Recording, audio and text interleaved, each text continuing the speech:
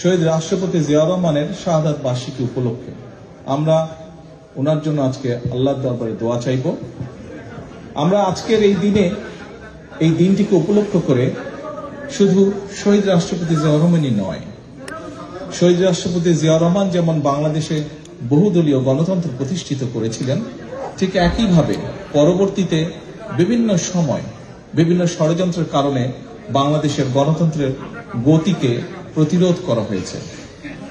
গণতন্ত্র প্রতিষ্ঠা করতে গিয়ে মানুষের অধিকার, রাজনৈতিক অধিকার, মানুষের কথা বলার অধিকার প্রতিষ্ঠিত করতে গিয়ে বাংলাদেশ জাতীয়তাবাদী দল বিএনপি এবং এর বাইরেও বহু রাজনৈতিক দলের নেতাকর্মী, এমনকি সমাজের বিভিন্ন শ্রেণী পেশার মানুষ শহীদ হয়েছেন, আত্মাহুতি দিয়েছেন।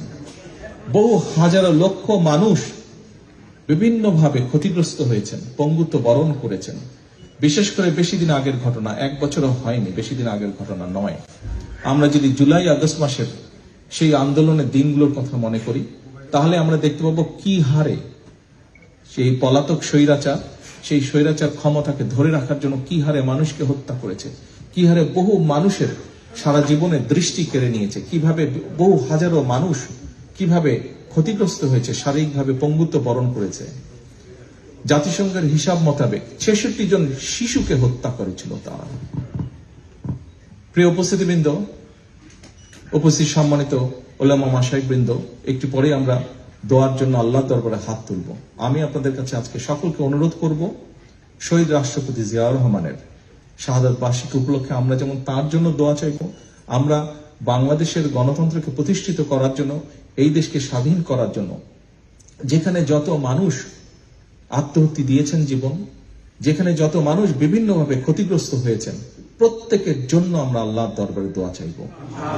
এখানে আমরা বহু মানুষ উপস্থিত আছি যাদের আপনজন, বিভিন্ন জন আপনজনকে আমরা হারিয়েছি, বিভিন্ন জন হারিয়েছে আপনজনকে, যারা এই মুহূর্তে আমাদের সাথে নেই, এই দুনিয়াতে নেই।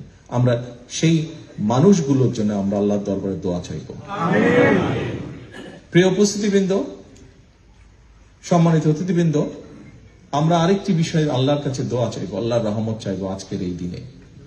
যে মানুষগুলো গণতন্ত্রকে, মানুষের অধিকারকে প্রতিষ্ঠিত করার জন্য তাদের জীবনকে আত্মাহুতি দিয়েছেন, আমরা যাতে তাদের সেই আকাঙ্ক্ষাকে পূরণ করতে পারি, আমরা যারা বেঁচে আছি, আমরা আগামী দিনে যাতে বাংলাদেশের মানুষের প্রত্যাশিত যে বাংলাদেশ, সেই বাংলাদেশকে যাতে আমরা গড়ে তুলতে পারি।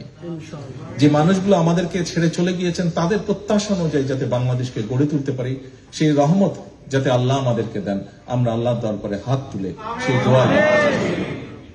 আবারও আমি সকলকে এখানে উপস্থিত হওয়ার জন্য, শহীদ রাষ্ট্রপতি জিয়াউর রহমানকে তার সন্তান হিসেবে আজকে এখানে উপস্থিত হয়ে তার সন্তান হিসেবে আপনাদের সকলকে ধন্যবাদ জানাতে চাই, তার জন্য দোয়া করার জন্য। একই সাথে সকলে যাদের দোয়া প্রাপ্য, প্রত্যেকের জন্য দোয়া করার জন্য আপনারা এখানে একত্রিত হয়েছেন, কষ্ট করে এসেছেন, তার জন্য আপনাদের সকলকে আবারও ধন্যবাদ জানিয়ে আমার বক্তব্য শেষ করছি। আল্লাহ হাফেজ।